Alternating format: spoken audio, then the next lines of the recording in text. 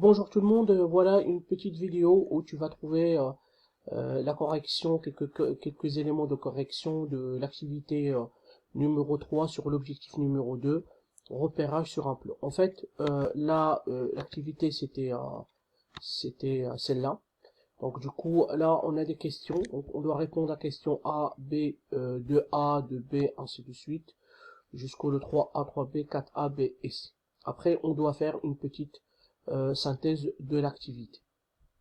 Donc ils nous disent pour la première, donc la première question, donc ils nous demandent la direction sur la droite, pour la gauche ou sur l'horizontale de bien de combien de carreaux, et est-ce qu'il va se déplacer en fait ce lutin là vers la gauche ou vers la droite. En fait pour trouver le point 6. Pour trouver le point donc, moins 2 en fait, donc quelle direction, et plus de ça on doit donner le nombre de carreaux. Donc en fait là, donc vers la droite, donc le petit lutin va donc se déplacer vers la droite de ces carreaux. Et pour la question B, donc vers le bas de 2 carreaux. Donc la deuxième question, donc il doit se déplacer 3 carreaux vers la gauche et 5 carreaux vers le haut. Ensuite, après les coordonnées de l'extraterrestre, donc ça fait -3 et 5. Donc en fait, il nous demande, donc on était sur la question de B. Donc c'est-à-dire la de B, quelles sont les coordonnées du point E. Donc le point E, c'est situé de l'extraterrestre, donc c'est-à-dire ici. Ensuite, après, si je descends un peu, pour la question 3, Sana donc a maintenant tapé d'abord -6 puis 0. Quel objet l'Irwan donc va-t-elle récupérer, et quelles sont les coordonnées de cet objet, de cet objet. Donc du coup là, on a donc la petite, donc en fait on a la 3A, on a c'est la petite bouteille, et après donc les coordonnées de cette bouteille là, ça fait, je mets B, c'est bouteille, -6 et 0. Pour la question 4, quel objet se situe au point de coordonnées 3, 7, quel objet du point coordonnées 0, -6, et quelles sont les coordonnées du point C. Donc le point C en fait c'est la couronne. La couronne, elle est là. Donc, les éléments de réponse. Donc, E, 3, 7, en fait, c'est les P. J'ai marqué E et P. Donc, L, en fait, c'est soit le cheval rose ou bien la licorne. J'ai mis L. Donc, ces coordonnées, bah, c'est 0, -6. Donc, c'est-à-dire, bah, c'est la licorne. Après, les coordonnées de notre... les coordonnées de la couronne, pour la dernière question, les coordonnées de la couronne, bah, en fait, c'est le -3 et -2. Voilà, donc une petite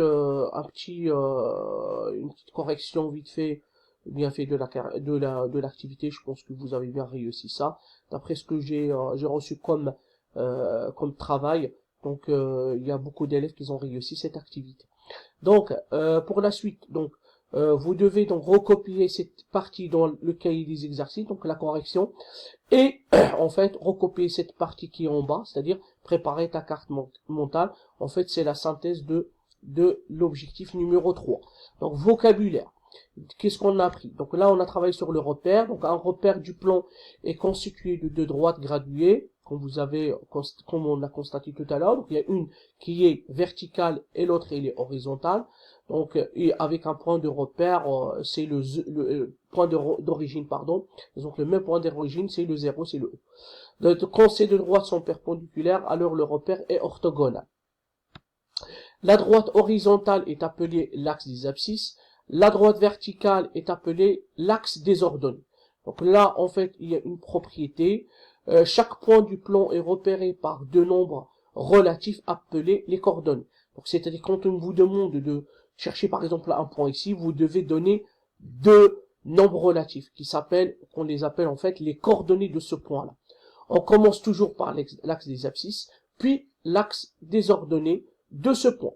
Exemple, dans le repère c'est contre, le point M, donc ce point M, A pour abscisse, donc toujours on commence par l'abscisse, -3, et pour ordonnée, c'est 4. Donc les coordonnées de point M, c'est -3, point virgule 4. L'origine du repère, du coordonnées, bah, c'est toujours 0, 0. Voilà, donc on a fait un peu le point sur cette partie-là de repérage sur un repère, donc avec l'axe des abscisses et axe des ordonnées. Donc là pour le moment on a terminé l'objectif 3, donc il faut passer à l'objectif numéro 4. Voilà, donc je vous dis à bientôt et à la prochaine vidéo. Au revoir.